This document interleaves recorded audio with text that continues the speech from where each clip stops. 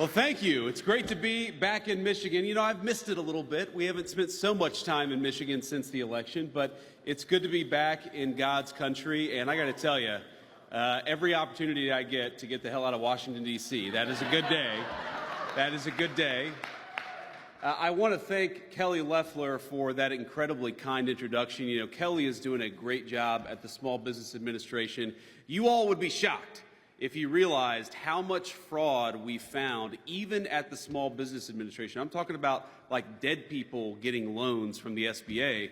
We don't want dead people getting loans from the SBA. We want American workers and American businesses getting loans from the Small Business Administration, and Kelly is doing a great job making sure that we do exactly that. I want to say thank you to Paul. It's great to be here at Vantage Plastics, a great American company with great American workers.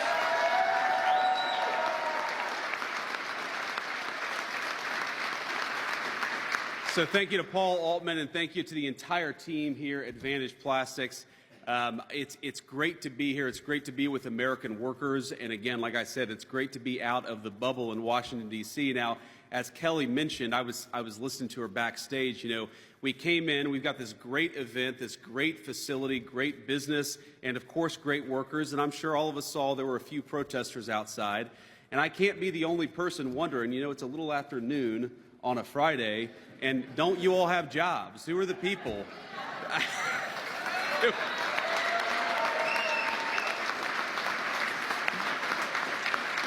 And I think that's one of the reasons why we've got to rebuild American manufacturing and support great companies like Vantage Plastics, because we want those people to get off the streets and back to work. It'd be good for them, and it'd be good for everybody else, too.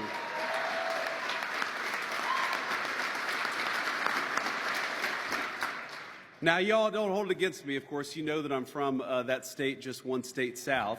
But we know in the industrial Midwest that companies like Vantage give Great Lakes states the reputation that we know it is the powerhouse of American industry, and that makes it the powerhouse of world industry. I'm grateful for the good-paying jobs this company brings to the area and for the incredible job this business does generating economic opportunity in this region of our country. And I really do believe that America's success depends on the success of companies like Vantage Plastics. And I don't mean that in some abstract, poetic-sounding sense. I mean it literally. If we do not protect our nation's manufacturers, we lose a fundamental part of who we are as a people. Making things, building things, working with our hands is America's heritage, and that heritage is alive and well in this facility.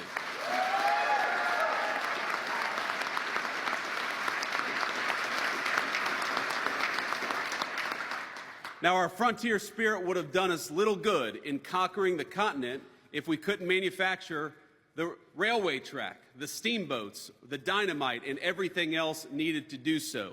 American industry, American workers famously won the Second World War. American industry took us to the moon. It enabled the Silicon Revolution that created the most precise and sophisticated jobs imaginable in any field, demanding mechanical expertise on the scale of nanometers, which is so small you can't even see it. But over the years, I hate to say, we have squandered that heritage in the United States of America, not in Vantage Plastics, thank God, but all across our country. Between the 1990s and the election of Donald Trump the first time back in 2016, this country lost 5 million good manufacturing jobs. And we saw over 90,000 American factories, great American factories, shut their doors. And as I know I don't have to tell anyone here today, when we lose the ability to make our own stuff, we abandon a way of life, one that has sustained towns like Bay Cities and countless other communities from Middletown, Ohio, to a ton of communities all across the Midwest. Being able to make things is good because it creates self-sufficiency as a nation, and it creates self-sufficiency in our people. And more importantly, manufacturing jobs are good for our workers. Now, we know this. You all know this. They pay a premium of 10% compared to wages in other fields and other roles. They often come with the good benefits and the good job creation that drives the kind of economic opportunity that we want to see in our country. when we deindustrialize, when we lose those good jobs that allow us to support families, those are the kinds of things that we lose. And I think that we need a president, and thank God we have a president that thinks we're going to bring it back, and we are.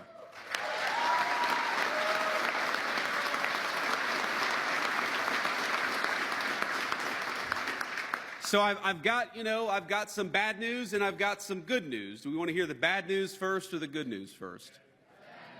Okay, that's good. You all said bad news, and that's good, because if you had said good news, that would have totally screwed up the flow of this speech. I got to start with the bad news a little bit, then we talk about the good news. But here's the simple truth. The very simple truth is that, unfortunately, the last administration left us with a terrible economy. They left us with sky-high prices. They left us with home values that had doubled in just 4 short years, meaning a lot of American families couldn't afford to buy or to rent a home. They left us with a historic debt crisis. Did you know that in the history of the United States of America, we have never had deficits and debt so high as we had under Joe Biden's leadership? And what did all that peacetime debt and deficit, what did all that spending, what did all that waste and fraud get us? It got us an economy where Americans couldn't afford to buy a home, our families couldn't afford to buy groceries, and our people felt like the American dream was slipping away. Now that is the bad news, but now we can talk a little bit about the good news, because I'm proud to say that thanks to all of you, on January 20th, 2025, we started a great American comeback.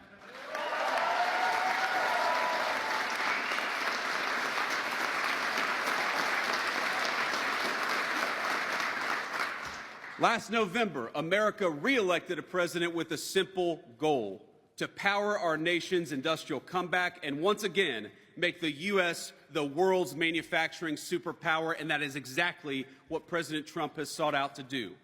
Now, I have to be honest with you, the road ahead of us is long, but we are already, in just 7 short weeks, starting to see early indications of the president's vision becoming our shared American reality. This February, the president's first full month in office, America gained 10,000 American manufacturing jobs. Now, compare that to last year, when under the Biden administration, we were losing an average of about 10,000 manufacturing jobs per month. That's over 100,000 jobs in manufacturing lost in a single year under Joe Biden. And we got to ask ourselves, what has driven the turnaround? Well, first of all, President Trump has been clear about his plan, about our administration's plan. Our goal is to make it easier and more affordable to make things again in the United States of America. If you invest in America, in American jobs, in American workers, and in American businesses, you're going to be rewarded. We're going to cut your taxes, we're going to slash regulations, and we're going to reduce the cost of energy to build things right here in this country that all of us love. But if you try to undercut us and build outside of our borders, the President Trump's administration has got nothing for you. If you want to be rewarded, build in America. If you want to be penalized, build outside of America. It's as simple as that.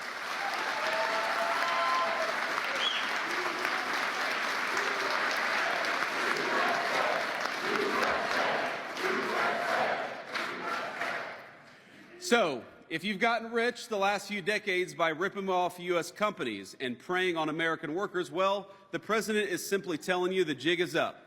If you want to manufacture in China, which has the worst and most punitive economic policies towards us anywhere in the world, then you are going to have to pay the consequences. And what we're seeing already is that the world is starting to listen. They appreciate that we're in a new era in the United States.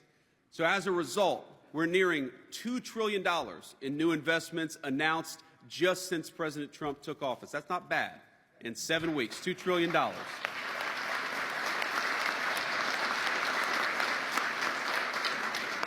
From auto companies and chip makers to paper and electrical product manufacturers, companies from all over the world have announced new plants and big expansions of existing plants in the United States of America. We've seen car factories say 2 years ago, 2 months ago, that they were going to ship American jobs off to Mexico, and 7 weeks ago they started singing a different tune.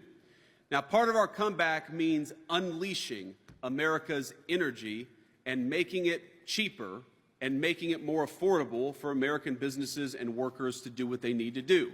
So, day one in office, President Trump ended the Green New Scam and ended Biden's war on American energy.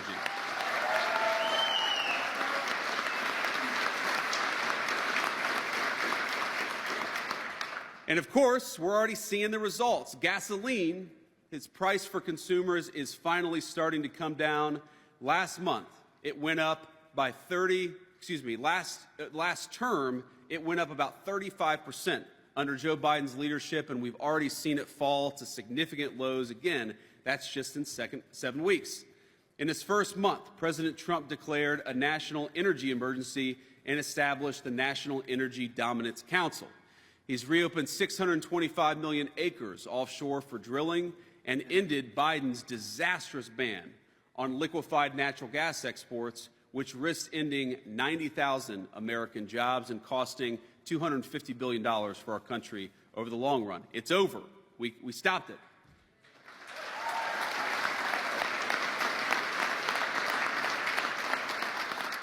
Now, in doing so, the president paved the way to approve 2 new massive projects in the United States. And I got to say, it's kind of funny to see some of our Democrat governors in various parts, I won't mention which states exactly, coming to the Oval Office and begging for economic development under Trump's leadership that they knew they would never get under Biden's leadership. And I got to tell you, I carry a word from the President of the United States that we don't care, Democrat, Republican, or Independent. We want to build. Build, baby, build. That is the slogan, and that is the motto of the Trump administration, and that's exactly what we're going to do.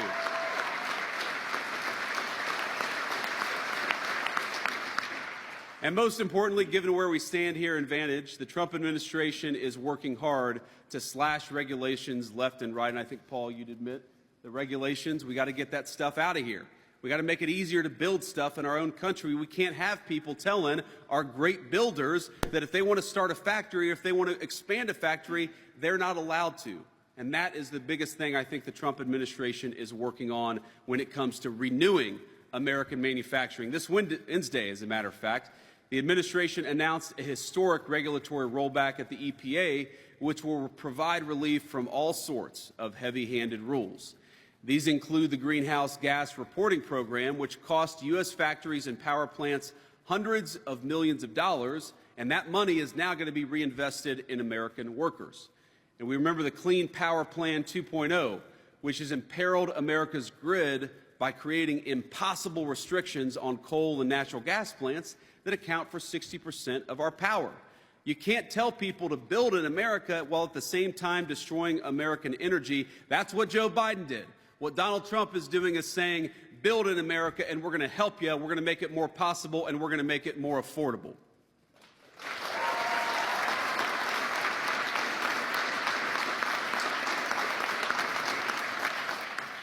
Why have we had American leadership that has refused to fight back? When you let literal slaves make stuff cheaply and then bring it into our country, we all know, you all know, that destroys the wages of American workers. And so now we have an American media that says, how dare Donald Trump stand up for the American worker? I think I speak for the American worker when I say, thank God for President Trump for finally standing up for the American worker.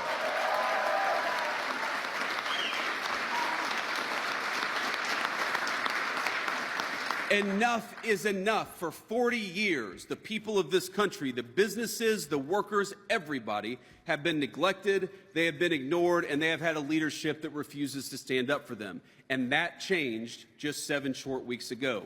And that basic change, that basic idea that the purpose of the American presidency is to fight for the American people, will guide our policy for the next 4 years. And I have to say, yes, this is not always easy, and it doesn't happen overnight. We came into office, again, with the largest peacetime deficits in American history, $2 trillion. We've never seen deficits like that ever, and certainly not outside of a time of war. And we ought to ask ourselves, what did Joe Biden buy with all of our borrowed money? And the answer is not a damn thing. So we have got to take this country in a different direction, and that is what President Trump's economic policies aim to do. We are done selling out the American worker. We are done overregulating American businesses. We're going to be guided by a very simple principle. Build in this country, we cut your taxes, we reduce your regulation, we reduce your energy costs. Build in this country, make American manufacturing great again, and we are going to fight for you, and the President will too.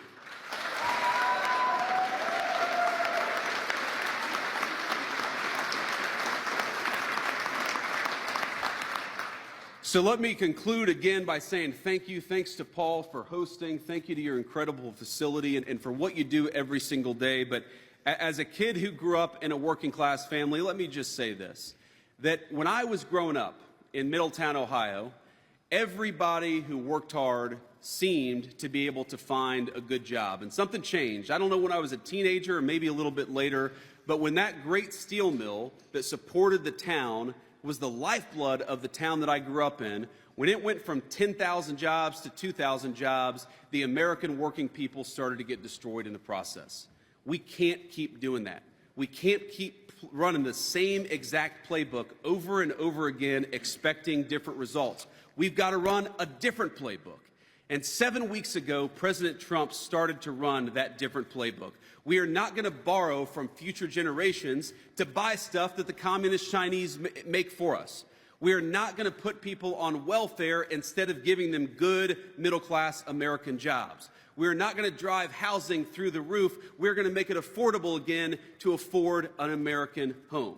That is what we're trying to do. And yes, my friends, it's not going to happen overnight. We're not going to be able to fix everything that Joe Biden broke. But I think after 7 weeks, the progress is pretty good. Egg prices are lower than they were when we took office. That's good. We got gasoline is much lower than it was when we took office. We've got inflation at the lowest level that we've seen in many years for the American people.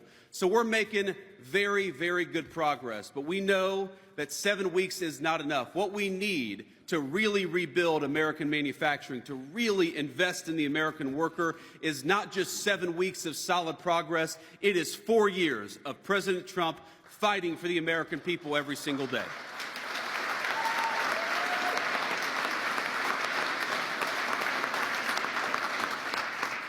And so let me say, this is not going to be my last stop in Michigan by any means, but as I leave here to go back to Washington, I feel invigorated. I feel invigorated by what you're building at this facility. I feel invigorated by the incredible opportunities that this plant, this facility provides to American workers. I feel invigorated by the fact that you guys are dedicated to your communities, that you're working hard every single day, you're playing by the rules, and you're providing a good life for your families. And I feel invigorated that we finally have a president who is turning his back on 40 years of failed policy in Washington, D.C., and is getting back to investing in and fighting for the American worker. God bless you guys. Thank you all. Thank you for having me.